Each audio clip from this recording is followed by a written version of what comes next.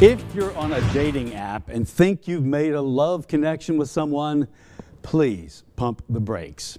Tonight I talk with Anna Rowe again, one of the few voices who is helping those who become victims in such scams, picking up the pieces. We've discussed this topic together for several years.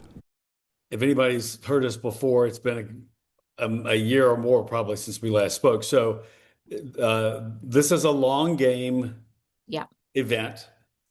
Someone connects with somebody on a dating site somehow, and they begin chatting.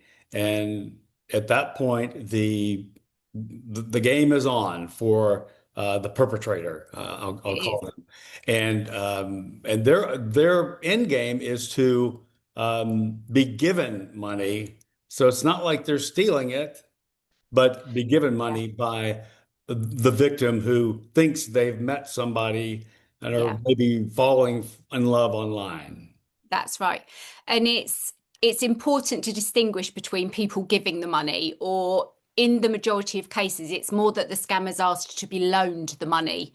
And there will be lots and lots of more tricks and tools in their toolboxes, obviously, that allow the victim to believe that it's okay to loan that money.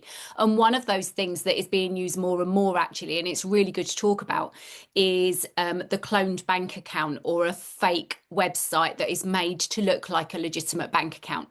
So the victim will be given the login details. That's another huge trust building process that the criminals do, because for you as a person to give someone else your login details is a huge show of trust, isn't it? Enormous. Yeah. I mean, who would do that?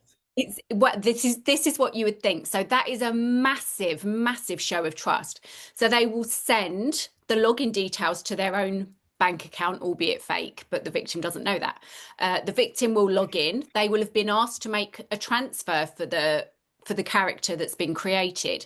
They will be really, really busy. You're really doing me a favor if you can do this. I've just not got time at the moment. So the victim logs in. You can make transfers in these websites. The most sophisticated one that I've seen, it had the transaction go from pending to green, complete as it went through. It had live notifications. As you hovered over the amounts, it changed them into her local currency. So they can also see, when they've logged into that bank account, a photograph of the person that they're talking to, the name of the person they're talking to, the big bank balance, because more often than not, they portray themselves as being wealthy businessmen. Right. So they can see it backs up what they've been told in this bank account. But this is not a real bank. No, this is just a fake bank account, but it all works like a real one would. I can't imagine what that even looks like. It looks like a normal bank interface when you go to your online banking. Oh, really? Okay. I've actually got videos of them where the victims have sent me the website, the fake website, and I've recorded what it looks like. So I might be able to send you that, actually. If you could, that would be great. Yeah. So what they do then is, afterwards, they will send the victim what they've said is a notification from the bank, or an email from the bank, saying that there's been a suspicious login. And of course, and it is true, with online banking, if you've had a suspicious login and they then freeze your bank account, you cannot get that unfrozen until you've been back in person to your branch and gone through a process to unfreeze the bank account. That's the bank to your real bank. To your real bank, yeah.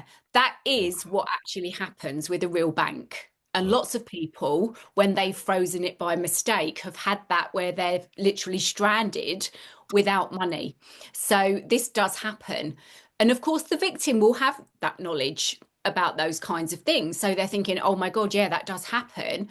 It almost brings a feeling of guilt to the victim that they've created that scenario, even though they were asked to log in.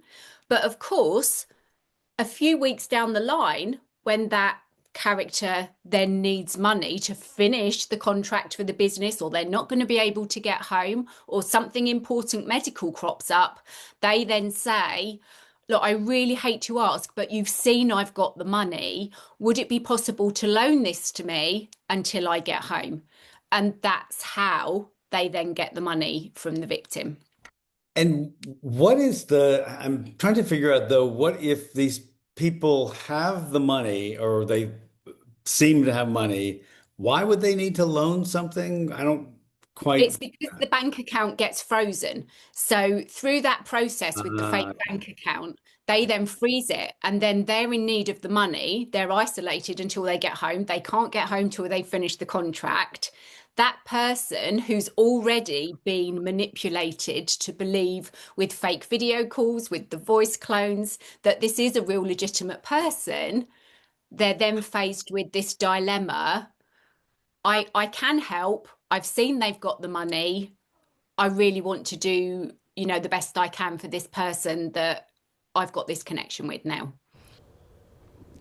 That is Anna Rowe. She is brilliant and knows her stuff. CatchTheCatfish.com.